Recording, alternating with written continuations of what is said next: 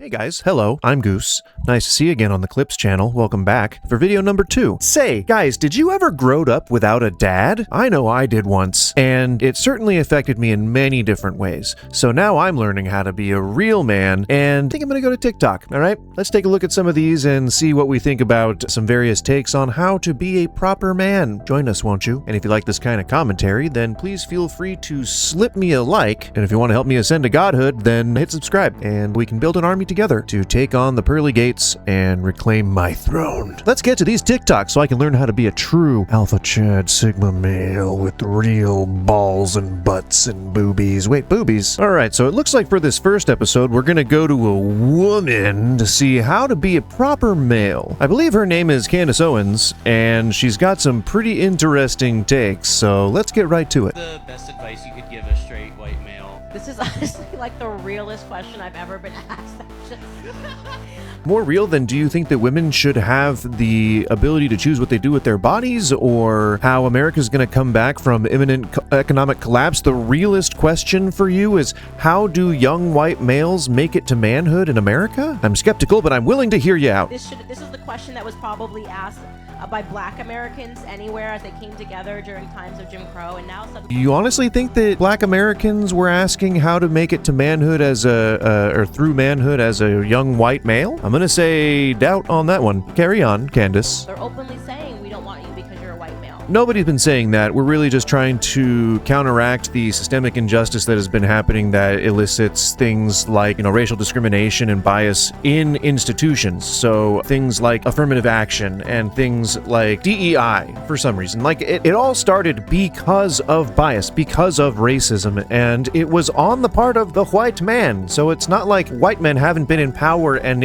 the ones who were running things institutionally for this entire time or anything, right? So what exactly do white men need to do in order to be effective and contributional members of society? They need to recognize the fact that they have some of that privilege left over from some of those days, and perhaps those days are not yet behind them yet. And look out into the world and see the other cultures and see what they can learn from people of different ethnicities instead of trying to legislate them out of existence and put them on planes and fly them to concentration camps. Candace? I mean, I just did Dr. Phil. I was sitting around with professors that were saying that they will not allow people into their school if they're white. That's just made up. There's no truth to that at all whatsoever. Like, there's no setting in which you, Candace Owens, walked into a room full of professors, first of all, but second of all, where every professor then agreed that it's too problematic to be white. Just in general. Like, this wasn't about any specific issue or any specific stance that the professors were taking. You didn't have the forethought to come up with that much of a fake story, so you decided to then retreat into this generality that has no relevance and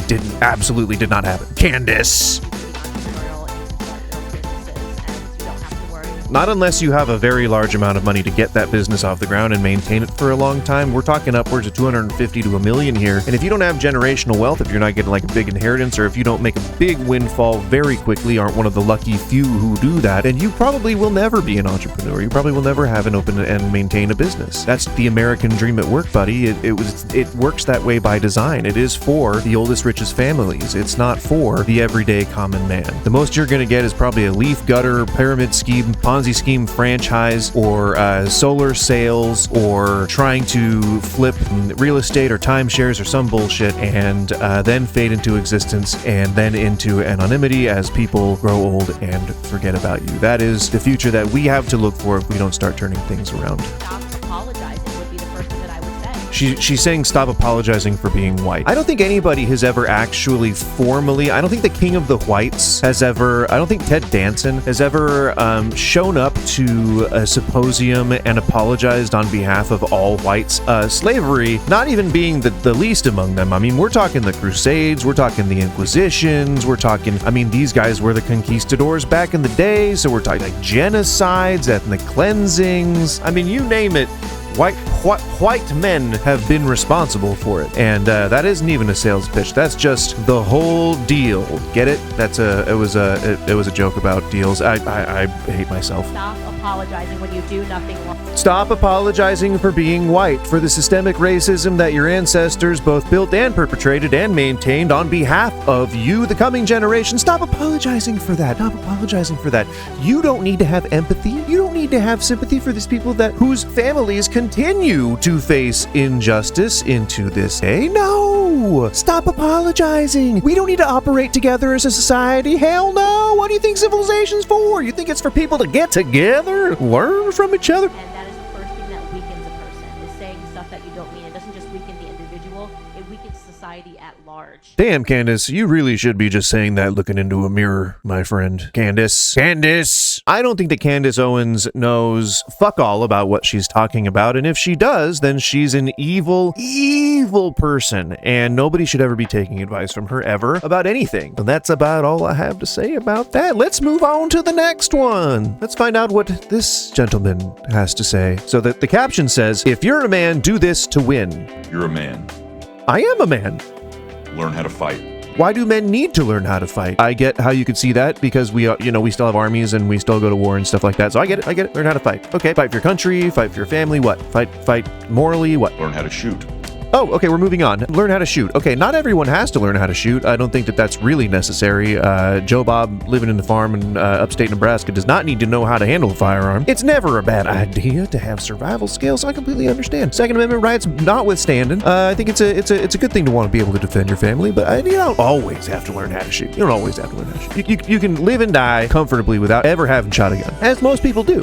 Learn how to say no. Never abandon your family. I don't know that I would say learn how to say no as a man as being a characteristic. I would more say find a reason to say yes. Family. Forgive your father.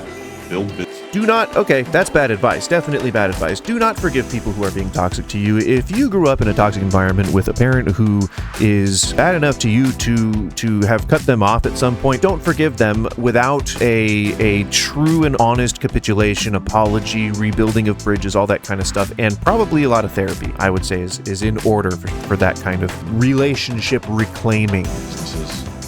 Build businesses. You can, again, I think there's plenty of people who are men who can just get a position when they're 16, like 15, whenever you can start working, and then work that until retirement and be totally satisfied and still be men. So you don't have to build a business. And this one that he's about to say, I don't want to get too far ahead, but build muscles. Come on, man. You build muscles everywhere you go. As you're walking around, you're building your leg muscles. You're building your butt muscles. You're building your back muscles. And you swing your arms, you're building your arm muscles. If you do push-ups, if you do sit-ups, if you do anything that strains those muscles, that is fine. That's work, that's exercise. You don't need to actually be like cut or ripped or anything like that. You can just be healthy. That is a thing. And I'm not saying to be fat. I'm not saying to be morbidly obese or anything like that. I am saying that you can be healthy and not necessarily look like an Adonis or a Greek god of some sort. And don't ever give up. No, I mean, there are certain situations where you'd give up. If you're in a situation where you're like on a date and you lean in for a kiss and she goes like, yeah, I would give up. Definitely give up. That's it. That is a case where you would give up. I wouldn't push that any further. And if you make a joke and she sends you an emoji of a throwing up face, then probably give up. Probably give up. Yeah. Those are occasions when you'd want to give up. And if we're talking about being a man, when I was a young man, I dated women. So there you go. Just give it at that point. Give up. If you do all that, you're going to win.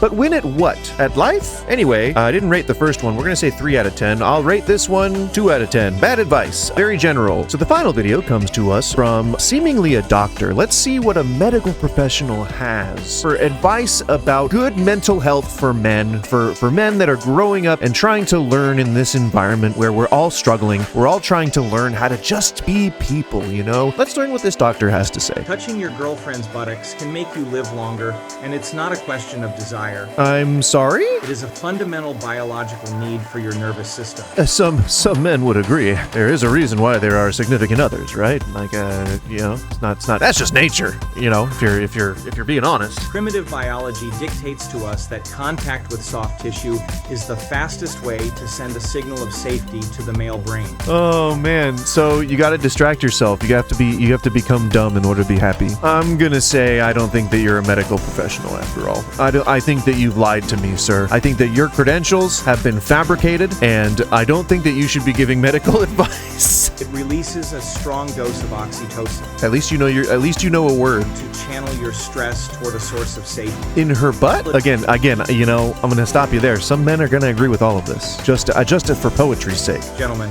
consider this as a permanent medical certificate. I'm gonna say that the advice that we will come away with is that you should touch your girlfriend's butt. And I don't think that I'm ever gonna disagree with something like that. I think that this man is really giving us, I think, decent advice. We're gonna say 8 out of 10. He's AI, and everything he's been saying has been AI, and it's all AI. It's all, you know, everything's AI. So, you know, you gotta deduct some points. I would deduct more points, but it made me laugh, and that was before I found out it was AI, and so I gotta give it a little bit of credit for the laugh. We're gonna say, yeah, 6 out of 10, 7 out of 10, something like that. We're gonna land on that. All right, well, I think I'm about as ill-prepared to be a man as I was before we started watching these videos. If anything, I think I'm going to be a worse man because of it, if I take any of this advice. So don't be like me, and don't go to TikTok to find out how to become a man. Maybe I should have thought about that before I came on here today doing the internet thing. Anyway, join us again. Please check out the main channel if you haven't already, and like and subscribe. And I love you.